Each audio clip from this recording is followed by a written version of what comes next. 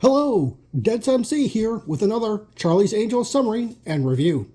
Broadcast on December 21st, 1977, Angels on Horseback is the 15th episode of the second season. ABC's Wednesday, December 14th slot was taken by a 2-hour 8 is Enough Christmas special, Season 2, Episode 12, titled Yes, Nicolas, There Is a Santa. At an exclusive but remote Dude Ranch, a guest on the courtesy transport is found murdered. To determine which of the shady fellow passengers is the culprit, the Angels investigate. Bosley and the Angels pose as new guests, but it isn't long before their identities are compromised.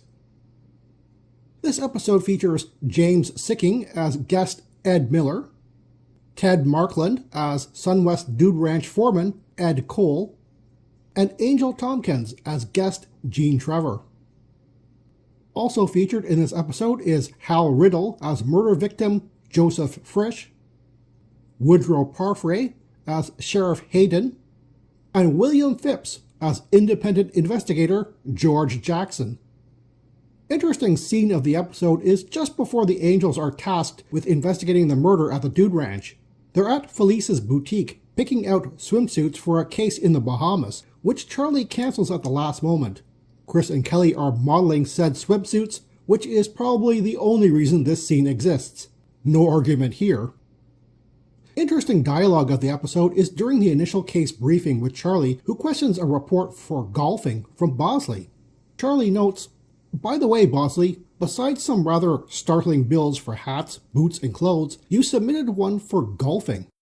Bosley clarifies, "Oh, that's for Rolfing, Charlie, with an R." Charlie questions, "Rolfing? You mean as in deep massage?" Bosley stammers out embarrassingly, yes, yesterday when I found out what our assignment was, I rented a horse. I brushed up on my riding, then last night the part of my body that touches the saddle was suffering from excruciating cramps." Besides Charlie already knowing the word, I like the reactions the Angels have to this expense. It almost seems like they're suspicious of Bosley getting an erotic massage on the company's dime. Spot Sis Rundle. There she is. The show begins with the initial 4 guests boarding Sunwest's complimentary transport bus. It's an all-night drive, but somehow, without any stops until they arrive in the morning, this seems like too long a drive not to take a brief break on, but whatever. Ed Cole, the foreman who does a double take upon seeing Ed Miller, who just shrinks in his seat. When they arrive and disembark at the Dude Ranch, George notices the blood dripping from Joe's temple. He's dead, but how'd he get hit on the side of the head facing the window? Anyway, the ranch hires Bosley and the Angels to find the culprit with the assistance of the local sheriff, and they run through 5 of the 6 people on the bus as suspects. There, they meet up with the sheriff, who's doing his best Deputy Barney Fife impression.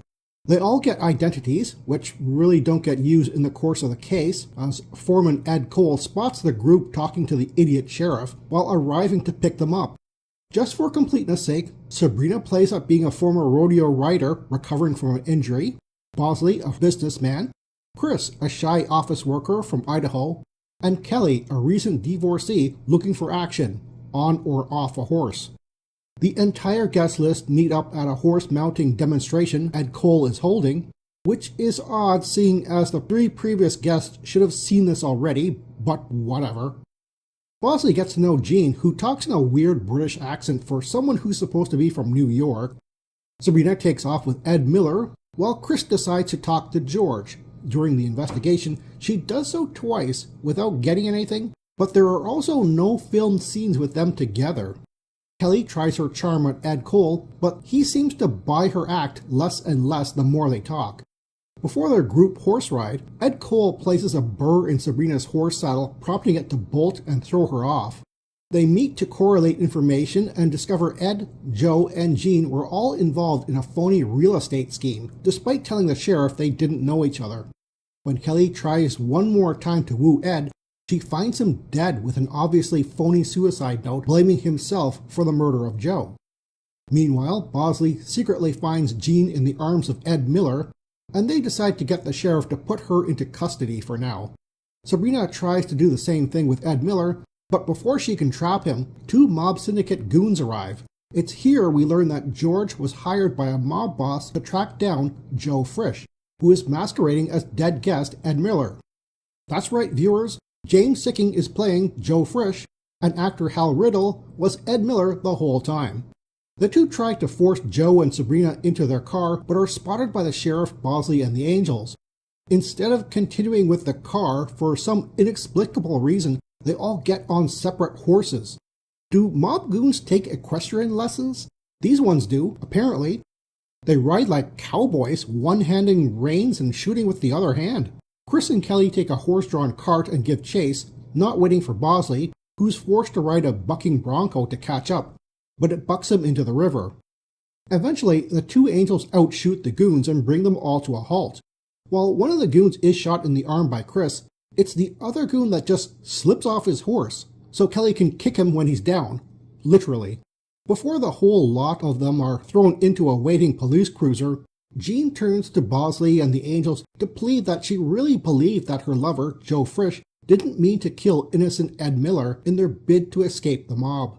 It's an odd bit of pathos coming almost directly after Bosley's unfunny comedic attempt to tame an untamable horse. It's back at the Townsend office that Sabrina speculates to a baffled Charlie why Joe killed Ed Cole. Perhaps when Ed recognized Joe at the beginning, he planned on blackmailing him later? But we'll never know for sure. At its core, this episode has a great, unique mystery, and the way the Angels investigate it is fun and charming. However, despite my condensed, flowing spoiler, the show doesn't present itself that way when you're watching it, with the clunky directing, emphasis on equestrian trappings to the exclusion of showing clues, unnecessary comic relief sheriff, and Bosley's riding behavior. You can see why IMDb gave this episode a 6.7 out of 10.